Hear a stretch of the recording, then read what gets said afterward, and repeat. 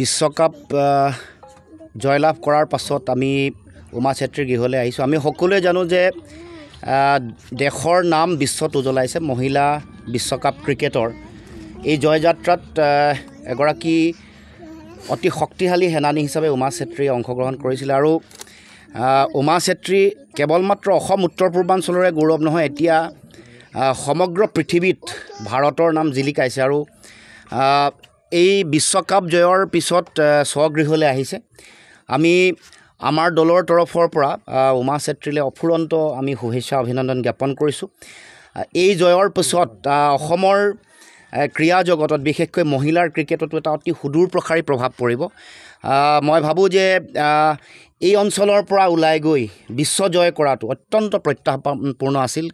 আৰু ইমান প্ৰত্যাহ্বান ইমান জটিলতাৰ মাজত নিজকে আন্তঃৰাষ্ট্ৰীয় প্ৰেক্ষাপটত এনেকৈ শক্তিশালী ৰূপত প্ৰতিষ্ঠা কৰা, নিজৰ পদচিহ্ন সমগ্ৰ পৃথিৱীৰ ক্ৰীড়াৰ শক্তিশালী মানচিত্ৰত প্ৰতিষ্ঠা কৰাটো মই ভাবোঁ যে অসমৰ জাতীয় জীৱনৰ কাৰণে অত্যন্ত গৌৰৱৰ বিষয়।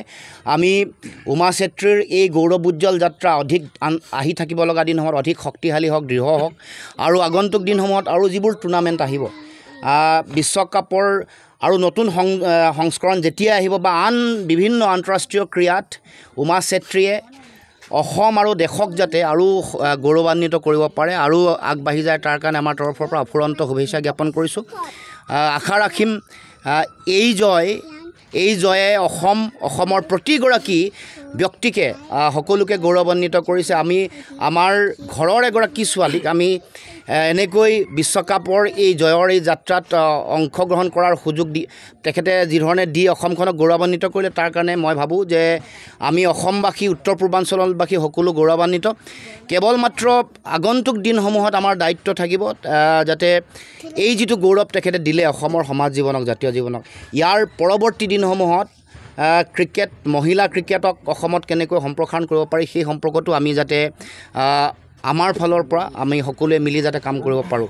কিন্তু আমি এটা কথা অত্যন্ত দুখ পাইছোঁ যে মহিলা বিশ্বকাপ জয় কৰি আহিছে। বিশ্বকাপ জয় কৰাৰ পাছত দেশৰ প্ৰধানমন্ত্ৰীয়ে নিমন্ত্ৰণ জনালে, কিন্তু অসমত এই গোটেই কথাটো প্ৰচাৰ নহ'ল।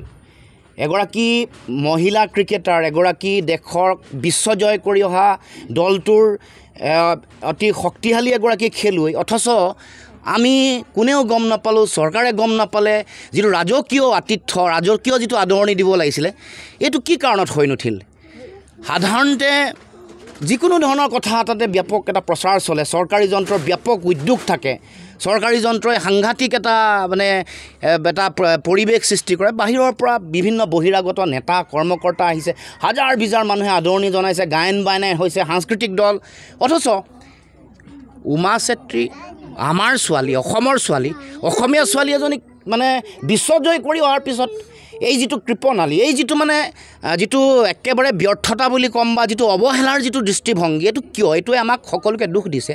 এছিয়া নামৰ এটা সংস্থা আছে, তাত সভাপতি পলিটিকেল পেট্ৰনেজ কৰি থকাৰ কাৰণে, নিকম্মা মানুহ থকাৰ কাৰণে এই অৱস্থা হ'ল নেকি? কাৰণ ক্ৰীড়া মহিলা ক্ৰিকেট, এগৰাকী মহিলা, যিখন দেশত এতিয়া মহিলাৰ সৰ্বাংগীন উন্নয়নৰ কথা কৈ থকা হৈছে, বেটী বচাও বেটী পঢ়াও, মহিলাৰ সম অধিকাৰ, মহিলাৰ সংৰক্ষণৰ, ৰাজনৈতিক সংৰক্ষণৰ কাৰণে বিল, এইবোৰতো কথা চলি আছে। অথচ এখন অসমত এখন প্ৰান্তীয় ৰাজ্য, উত্তৰ পূৰ্বাঞ্চলৰ এখন প্ৰান্তীয় ৰাজ্য, য'ৰ পৰা বিশ্বকাপৰ দলত স্থান লাভ কৰাটোৱে ডাঙৰ কথা। স্থান লাভ কৰিছে, জয় কৰি আহিছে বিশ্বকাপ, আৰু তাৰ পাছত আমি অসমৰ ৰাইজে আমি গম পোৱা নাই, চৰকাৰী যন্ত্ৰই ৰাজসিক যিটো আদৰণি দিব লাগে এইটো দিয়া নাই, উদাসীন হৈ আছে, মনে মনে আছে আৰু গম নোপোৱাকৈ আছে। ই জাতীয় লজ্জাৰ বিষয়। আমি সকলোৱে লাজ পাইছোঁ। চৰকাৰখনৰ এই কৰ্মকাণ্ডত আমি ব্যাপক লাজ পাইছোঁ। কাৰণ পুৱাৰ ভাগত মই গোৰ্খা ছাত্ৰ সন্থাৰ সভাপতি সম্পাদক দুয়োগৰাকীৰ লগত কথা পাতিছিলোঁ, কিন্তু তেওঁলোকেও গম নাপায়। তেওঁলোকে নিশাৰ ভাগতহে তেওঁলোকে কৈছে এতিয়া যে তেওঁলোকেও 1 ঘণ্টাৰ আগতহে গম পাইছে। তেওঁ যেতিয়া লেণ্ড কৰিব উমা চেত্ৰী অসমত 1 ঘণ্টাৰ আগত তেওঁলোকেও দৌৰাদৌৰিকৈ, গতিকে আমাক খবৰ দিবলৈ সময় নাপালে।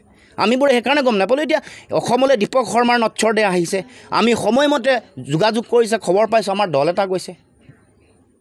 আমাৰ দিদীক্ষা সোণোৱালে এটা ৰেকৰ্ড কৰিছে, কৰাৰ পিছত লগে লগে আমাৰ দল গৈছে আদৰিবৰ কাৰণে গতিকে এইটো মই ভাবোঁ যে অত্যন্ত অৱহেলা আৰু লাজ লগা কথা হৈছে লাজ লগা কথা মানে বেলেগ কাৰ কাৰণে হৈছে নাজানো অসমবাসী ৰাইজৰ কাৰণে হৈছে কাৰণ বেলেগ বেলেগ ৰাজ্যবোৰ দেখিব যে তেওঁলোকৰ মহিলা 2গৰাকী 3গৰাকী ক্ৰিকেটাৰ তেওঁলোকে বিশ্বকাপ জয় কৰিছে তেওঁলোকৰ মুখ্যমন্ত্ৰী জড়িত হৈছে ৰাজসিক অনুষ্ঠান এটা আয়োজন কৰিছে ৰাজকীয়ভাৱে তেওঁলোকক সম্বৰ্ধনা জনোৱা হৈছে এইটো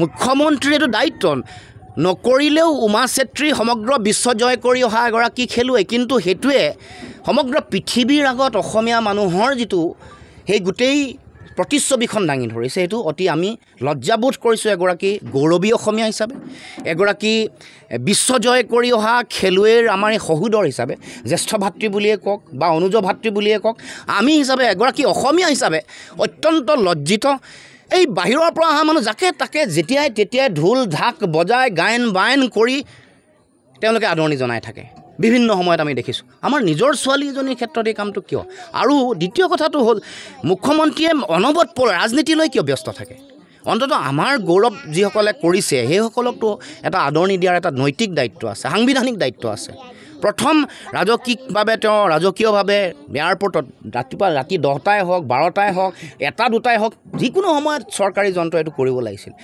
অন্ততঃ নিজে মুখ্যমন্ত্ৰী যাব নোৱাৰিলেও ক্ৰীড়া বিভাগৰ যিগৰাকী মন্ত্ৰী আছে যুৱ কল্যাণ সেইগৰাকী মন্ত্ৰীক পঠাব লাগিছিল তেওঁৰ এটা সাক্ষাতত তাৰপিছত মুখ্যমন্ত্ৰীৰ চৰকাৰী তেওঁৰ যি কাৰ্যালয় তালৈ নিব লাগিছিল গুৱাহাটীত এটা সৰ্বাংগ সুন্দৰকৈ মুখ্যমন্ত্ৰী বা অসম চৰকাৰৰ উদ্যোগত এটা সম্বৰ্ধনাৰ আয়োজন কৰিব লাগিছিল আমাক সকলোকে মাতিব লাগিছিল ইনক্লুচিভ কথা যিটো সাধাৰণতে সকলো দলকে মাতে সকলো দল সংগঠন ৰাজনৈতিক এইটো কথা মই খুব দুখ পাইছোঁ কিন্তু মই ভাবোঁ যে মুখ্যমন্ত্ৰীয়ে চৰকাৰে যিটো সম্বৰ্ধনা নিদিলেও উমা চেত্ৰী ইয়াৰ পৰা গৈ প্ৰত্যাহ্বানপূৰ্ণ অঞ্চলৰ পৰা গৈ যেনেকৈ জিলিকিছে উজ্বলিছে সেনেকৈ সদায় উজ্বলি থাকিব আৰু অসমক জিলিকাই ৰাখিব আপুনি বিচৰা বাতৰি পাব কেৱল নিউজ 18 এপত নিউজ 18 এপ ডাউনলোড কৰিবলৈ স্ক্যান কৰক এই QR কোড গুগল প্লে ষ্টৰতো পাব এই নিউজ 18 এপ